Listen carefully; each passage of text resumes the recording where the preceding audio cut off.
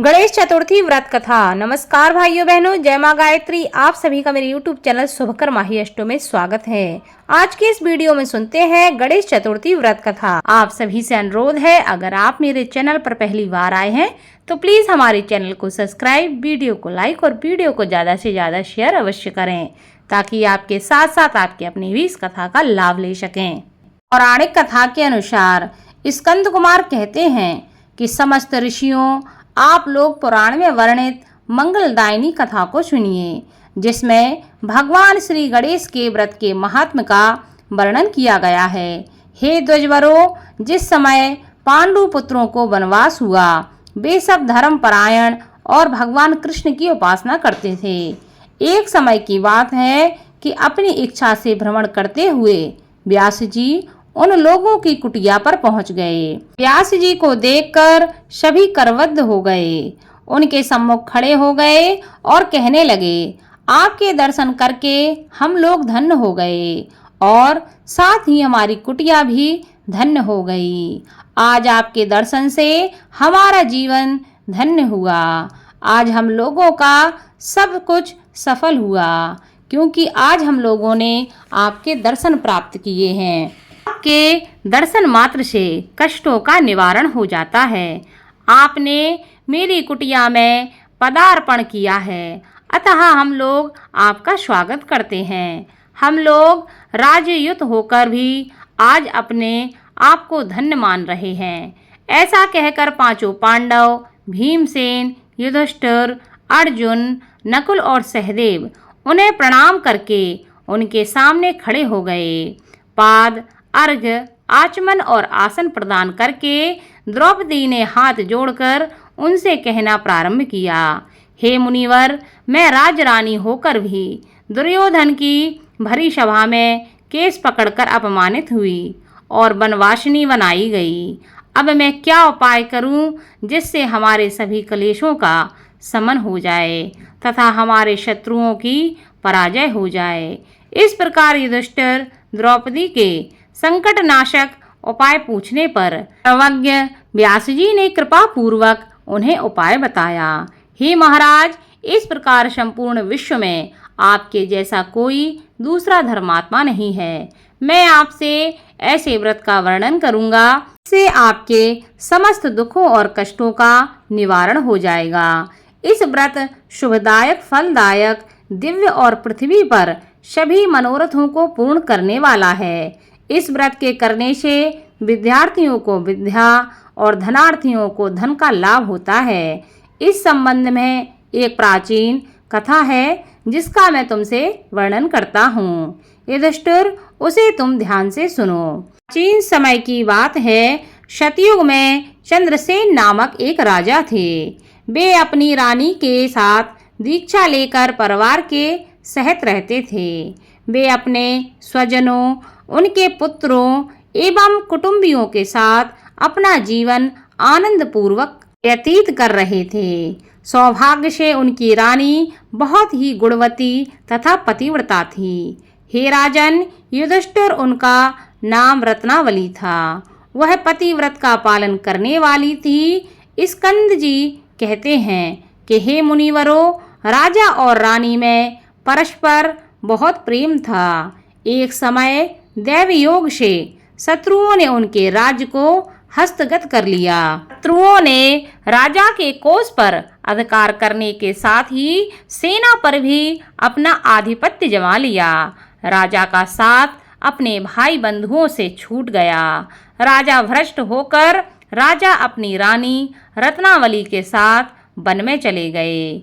एक ही वस्त्र में लिपटे वे दंपत्ति भूख प्यास से विकल हो गए। हे युधिष्ठिर, रानी रत्नावली के साथ राजा अकेले वन में भटकने लगे। दोनों भूख प्यास से पीड़ित होकर वन में चलते चलते उन दोनों को सूर्यास्त हो गया। उस भयंकर वन में शेर, बाघ, चकवा, बगुला, कोयल और सारस रहते थे। रानी के पैर में कांटा चुभ जाने से राजा को महान कष्ट का अनुभव हुआ। उस वन में घूमते हुए राजा ने प्रातःकाल महर्षि मार्कंडेय को दूर से ही देखा। धीरे धीरे चलकर वहां तक पहुँचे और उन्हें दंडवत प्रणाम किया। उनकी पत्नी ने श्री मुनि को बारंबार प्रणाम किया। वन में विराजमान तपस्वी एवं जितेंद्रिय मुनि मार्कंडेय जी से हाथ जोड़कर राजा ने कहा। राजा ने पूछा कि हे मुनिवर, मैंने पूर्व जन्म में ऐसा कौन सा पाप किया था जिससे मेरी राजलक्ष्मी शत्रुओं द्वारा छीन ली गई है। मार्कंडेय मुनि ने उत्तर दिया कि हे राजन, आप अपने पूर्व जन्म के वृतांत को सुनिए। मैं आपको बतला रहा हूँ। एक बार आखेट यानी कि शिकार के लिए आप गहन वन में चले गए। हरिण, चीते, खरगोश का शिकार करते करते उस वन में रात हो गई और अधिक मास की चतुर्थी आ गई।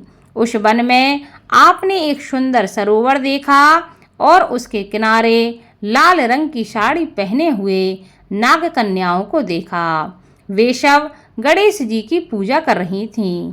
यह देखकर आपको बड़ा आश्चर्य हुआ। आपने वहां पहुंचकर बड़ी नम्रता पूर्वक पूछा कि हे स्वर्गगामिनी देवियों, गणेश जी की पूजा कैसे करनी चाहिए? आप लोग मुझे भी इस पूजा के बारे में कृपया करके बताएं। इसका प्रभाव हमें बतलाइए, क्योंकि मैं भी पूजन करना चाहता हूँ। नाग कन्याओं ने उत्तर दिया कि आप गणेश जी की पूजा कीजिए। इससे समस्त सिद्धियां प्राप्त होती हैं और नित्य ही शांति, पुष्टि, सुख और संतान एवं धन में वृद्धि होती है। राजा ने महिलाओं से पूछा कि गणेश जी की पूजा किस महीने में और किस तिथि को करनी चाहिए? इसमें किस वस्तु का दान देना चाहिए? इस पूजन की क्या विधि है? आप लोग कृपया करके मुझे यह सब बताएं।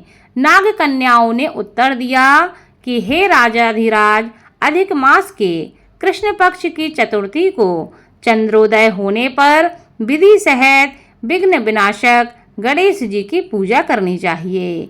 अपनी सामर्थ्य के अनुसार भक्ति भाव से पूजन करें। गणेश जी को पंचामृत से नहलाकर लाल पुष्प चढ़ावें। गंध, धूप, दीप, नैवेद्य, दूब, 2 वस्त्र, सुगंधित द्रव्य चढ़ावें।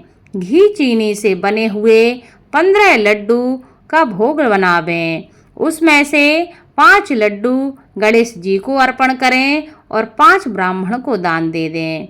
कुंवारी कन्याओं को पहले देकर बाद में स्वयं भोजन ग्रहण करें। गणेश जी की प्रसन्नता के लिए समस्त सामग्री गणेश जी को अर्पित करनी चाहिए। उसके बाद गणेश चतुर्थी की कथा को अवश्य सुनना चाहिए। ऐसा करने से मनुष्य की सभी मनोकामनाएं पूरी होती हैं एवं समस्त सिद्धियों की प्राप्ति होती है। गणेश जी के पूजन की यही विधि है। नाग कन्याओं की बातें सुनकर राजा ने उन्हें बारंबार नमस्कार किया। इस प्रकार राजा ने वहां गणेश जी के व्रत का मन में संकल्प करके सरोवर के तट पर जाकर गणेश जी का ध्यान किया और वहां से चले गए। इसके प्रभाव से गणेश जी आप पर प्रसन्न हो गए और आपको पुत्र, स्त्री, धन धान्य आदि से पूर्ण कर दिया। आपके महल में रत्नों के हार, स्वर्ण, गौ, हाथी एवं घोड़े, धन धान्य की वृद्धि होने लगी। कोई भी अभाव आपके जीवन में ना रहा। लेकिन कुछ दिनों के बाद आप धन को पाकर अपना व्रत भूल गए। इसके अनंतर आप उस जन्म में मृत्यु को प्राप्त हुए। हे राजन, उस जन्म में जो पूजन किया था उसके प्रभाव से आपका जन्म राजवंश में हुआ और सहृदय की मित्रता, सुंदर नारी का समागम एवं सुंदर शरीर की प्राप्ति होने से धन मद में आकर आपने व्रत करना छोड़ दिया, जिसके कारण आपकी ऐसी दुर्गति हुई है। राजा ने पूछा कि हे ब्राह्मण, अब मैं कौन सा काम करूं जिससे वर्तमान संकट से मुक्ति मिल जाए, जिस उपाय से हमारे जीवन के विघ्नों और कलेशों का नाश हो जाए तथा मुझे शांति की प्राप्ति हो। हे मुनिश्रेष्ठ, कृपया करके मुझे उपाय बताएं। मार्कंडेय मुनि ने कहा कि हे महाराज, पूर्वोक्त रीति से आप गणेश जी की पूजा कीजिए और संकटनाशन गणेश जी के व्रत को कीजिए।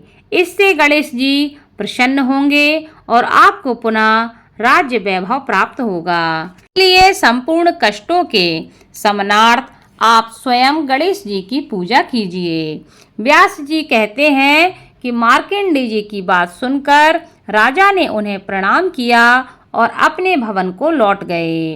रानी के साथ राजा ने भक्ति पूर्वक विधिवत व्रत करना प्रारंभ किया। व्रत के करने से उनके शत्रुओं का नाश हुआ। उन्होंने अपना खोया हुआ राज्य पुनः प्राप्त किया। गणेश जी की पूजा करने से सभी वस्तुएं सुलभ ही हो जाती हैं और सभी कार्यों में सफलता मिलने लगती है। स्कंद कुमार जी कहते हैं कि व्यास जी के वचन सुनकर महाराज युधिष्ठिर ने हाथ जोड़कर उनसे फिर से पूछा। युधिष्ठिर ने कहा कि हे कष्टों को दूर करने वाले महर्षि, इस चतुर्थी के व्रत की विधि बतलाइए। किस नाम से, किस मास में, किस प्रकार से गणेश जी की पूजा करनी चाहिए, तब इस व्रत में किस चीज का आहार ग्रहण करना चाहिए, कृपया करके हमारा मार्गदर्शन करें। तब व्यास जी कहते हैं कि हे राजन, अधिक मास में चतुर्थी को गणेश्वर के नाम से पूजा करनी चाहिए। लाल कनेर के फूल चढ़ाकर लड्डू आदि का भोग लगावें। लाल चंदन, रोली, अक्षत और दूब को एक एक नाम से अलग अलग चढ़ावें। तत्पश्चात विश्व प्रियाय नमः कहकर आचमन करें।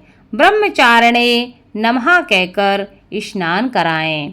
गणेश्वराय नमः से वस्त्र पहनाएं। पुष्टिदाय नमः से चंदन चढ़ावें। विनायकाय नमः से पुष्प चढ़ाएं।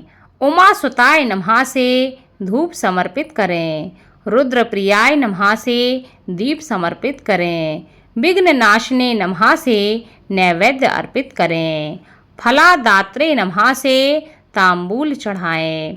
संकट नाशने नमः से फल चढ़ावें। इसके बाद विघ्न विनाशक गणेश जी से प्रार्थना करें कि हे सुंदर मुख वाले गणेश जी, मैं भव बाधा से ग्रस्त एवं भय से पीड़ित और कलुषों से संतप्त हूँ। आप मेरे ऊपर प्रसन्न होइए। हे दुख दारिद्र के नाशक गणनायक जी, मेरी रक्षा कीजिए। हे विघ्नों के विनाशक, आपको बारंबार प्रणाम है। उसके बाद इस मंत्र से पुष्पांजलि देकर चंद्रमा को अर्घ देवें। हे क्षीर सागर ग्रह संभूत, हे द्विजराज, हे षोडश कलाओं के अधिपति, शंख में सफेद फूल, चंदन, जल, अक्षत और दक्षिणा लेकर हे रोहिणी सहित चंद्रमा, आप मेरे अर्घ को स्वीकार करें। मैं आपको प्रणाम करता हूँ। उसके बाद ब्राह्मण को भोजन करावें, लड्डू और दक्षिणा दें। देवता तथा ब्राह्मण से आशीर्वाद ग्रहण करें। अन्य द्वारा स्वयं आहार ग्रहण करें। रात्रि में भूमि पर शयन करें। लालच विहीन होकर क्रोध से दूर रहें। हर महीने गणेश जी की प्रसन्नता के लिए निम्न व्रत करें। इसके प्रभाव से विद्यार्थियों को विद्या, धनार्थियों को धन प्राप्ति होती है एवं कुमारी कन्याओं को सुशील वर की प्राप्ति होती है और सौभाग्यवती रहने वाली महिलाओं अगर यह व्रत करती हैं तो दीर्घ काल तक पति का सुख भोगती हैं। विधवा रहकर व्रत करने पर अगले जन्म में वह हमेशा सधवा होती हैं एवं ऐश्वर्यशालिनी बनकर पुत्र पौत्र आदि का सुख भोगती हैं और अंत में मोक्ष को प्राप्त करती हैं। पुत्रेक्षु को पुत्र लाभ एवं रोगी को रोग निवारण मिलता है। भयभीत व्यक्ति भय से रहित हो जाता है एवं बंधन में पड़ा हुआ व्यक्ति बंधन से मुक्त हो जाता है। व्यास जी कहते हैं कि हे राजन, इस प्रकार आप भी इस व्रत को कीजिए। इस संकटनाशक चतुर्थी व्रत करने से आप गणेश जी की कृपा से अपने राज्य को पुनः प्राप्त कर लेंगे।